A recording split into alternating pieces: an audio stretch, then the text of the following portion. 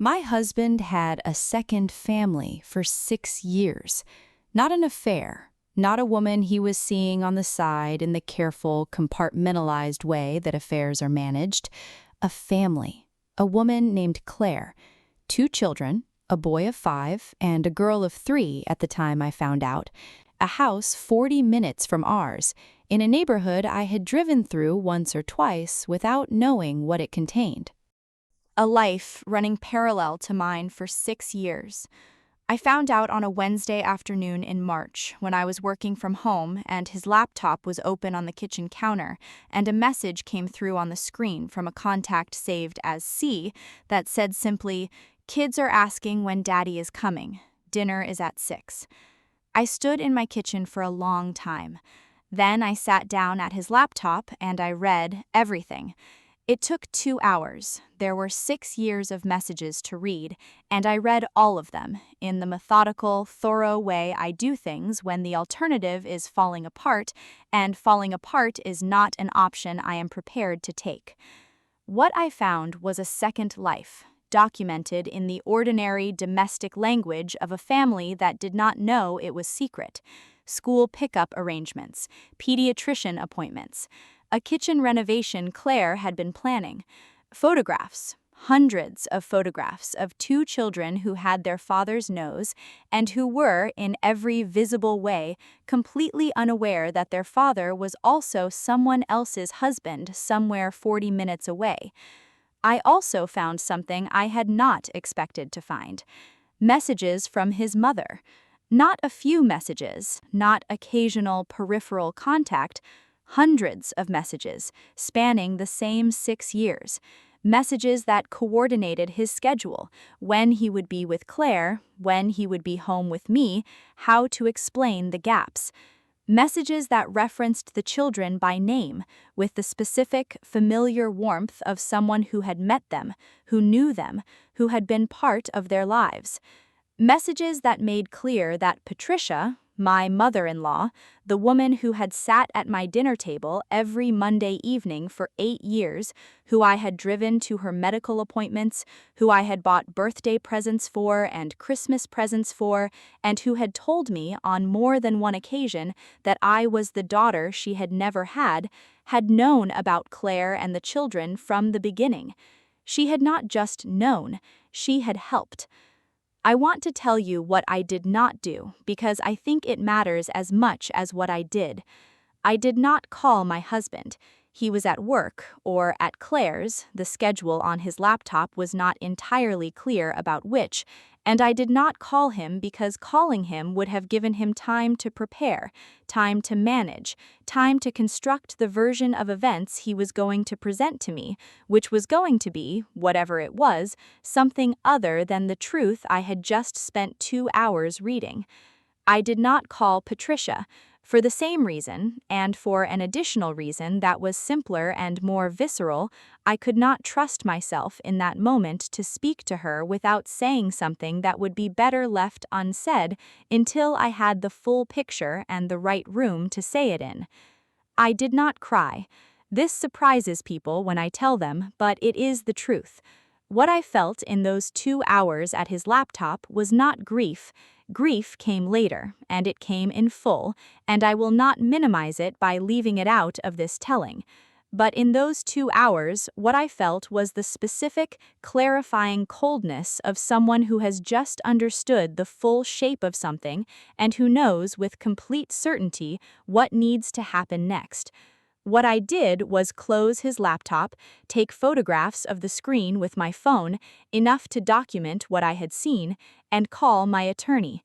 Her name was Diana. I had met her 2 years earlier at a networking event and had kept her card in the part of my mind where I kept things I hoped never to need. I called her at 3:30 in the afternoon, and she answered, and I told her in calm and specific language what I had found. She was quiet for a moment. Then she said, "Don't touch anything else on the laptop. Don't move any money. Come and see me tomorrow morning." I said, "I'll be there at 9." Then I went upstairs. I showered, I changed my clothes, I went back downstairs, and I started making dinner because my husband was going to come home at some point, and I was not ready for that conversation to happen yet, and the best way to ensure it did not happen yet was to be doing something entirely normal when he walked in. He came home at 7. He kissed me on the cheek. He said dinner smelled good. I said, thank you. We ate dinner, we watched something on television, we went to bed. I lay in the dark beside him, and I thought about Claire's children asking when Daddy was coming. I thought about a kitchen renovation 40 minutes away. I thought about Patricia at my dinner table every Monday evening, eating my food and asking about my week. I did not sleep. Diana was thorough and fast. Within a week, she had a complete picture of the legal landscape, what I was entitled to, what the process looked like, what the timeline would be. She had also connected me with a forensic financial specialist who went through our joint finances with the specific, unhurried expertise of someone who does this regularly and who finds, regularly, exactly what I suspected he was going to find. My husband had been maintaining 2 households on a combined income for 6 years. This required money. The money had come from a combination of his salary, which was higher than I had known, and from our joint savings account, which was lower than it should have been, in amounts that had been moved gradually enough not to trigger alarm. The financial picture was, in Diana's careful language, significant. I met with Diana 3 times in the 2 weeks after the Wednesday afternoon. Each meeting added to the file. Each addition to the file added to my certainty about how this was going to go. I told no one else, not my sister, not my closest friend, not the colleague I had lunch with the Friday after the Wednesday who asked how I was, and to whom I said, fine, things are fine, everything is fine. I told no one because the moment it was known, it would be managed. My husband would know that I knew, and the window of my advantage, the window that Diana had described as significant, and that I understood instinctively to be the most valuable thing I currently possessed, would close. I had been in that window for 2 weeks when Patricia came for Monday dinner. She arrived at 6:30, as she always did. She brought the wine she always brought, a bottle of white she had decided years ago was what she contributed to Monday dinners, and which she had brought without variation for 8 years. She kissed my cheek. She asked about my week. She sat in the chair she always sat in at my kitchen table. I had made her favorite. This was deliberate. I want to be honest about everything in this telling, and I want to be honest about this too. I made her favorite that Monday because I wanted her to be comfortable, because I wanted her to sit at my table and eat the food I had made and be entirely unaware of what I knew, so that what happened next could happen in the way I had decided it needed to happen. We ate. My husband talked about work. Patricia talked about her garden. I asked questions and listened to answers and refilled glasses and was, as I had always been at Monday dinners, a warm and attentive host. After dinner, while my husband was in the kitchen dealing with the dishes, Patricia and I sat at the table with our wine. She said, in the warm way she had, "You seem tired, sweetheart. Are you all right?" I looked at her. I said, "I've been a little tired, yes. I found something on David's laptop 2 weeks ago that I've been dealing with." She went very still. I said, "I've been working with an attorney, Diana Chen. I don't know if you know her. She's been very thorough." Patricia set her wine glass down carefully. I said, "I know about Claire. I know about the children. I know about the house 40 minutes from here." I paused. "And I know about you, Patricia. I read all of it." The kitchen sounds had stopped. David was in the doorway. I did not look at him. I kept my eyes on Patricia. I said, "I want you to understand something, and I want you to understand it clearly. The 2 weeks I have spent knowing what I know, while the 2 of you did not know that I knew, those 2 weeks happened because I chose not to react, not to call, not to confront, to wait and prepare, and sit at this table tonight and let you eat the food I made." I picked up my wine glass. I said, "Diana will be in touch tomorrow." Then I looked at David the first time since he had appeared in the doorway. I said, "I'd like you to leave tonight. There's a hotel on Marsh Street. I've already made a reservation." The divorce took 9 months. David did not contest the significant things, which I think was the decision of a man who had read the room correctly, who understood that the 2 weeks of preparation and the thoroughness of Diana's file and the forensic financial picture meant that contesting the significant things would produce a result worse than accepting them. The settlement was, in Diana's understated language, favorable to my position. The house was mine, the financial discrepancy, the money that had been moved over 6 years to maintain a second household, was addressed in a way that was comprehensive and final. The retirement accounts were divided, with full accounting for the inequality that the previous 6 years had created. I kept Monday evenings. I did not fill them with Patricia, I did not fill them with dinner parties or obligations. I kept them as mine, an evening in my own house, at my own table, doing whatever I wanted to do in the specific, uncomplicated quiet of a space that was entirely and only mine. Sometimes I cooked something elaborate, sometimes I ordered food and watched something I had been meaning to watch and nobody else had wanted to. Sometimes I sat at the kitchen table with a glass of the wine Patricia used to bring, and I thought about 6 years of Monday evenings at that table, and what had been true during them, and what had not been true, and the particular ongoing work of deciding what to do with that knowledge. Patricia sent me a letter 3 months after the divorce was final. It was long, and it was, I think, genuine, the kind of letter that a person writes when they have been sitting with something long enough to stop managing it and start saying it. She said she had been wrong.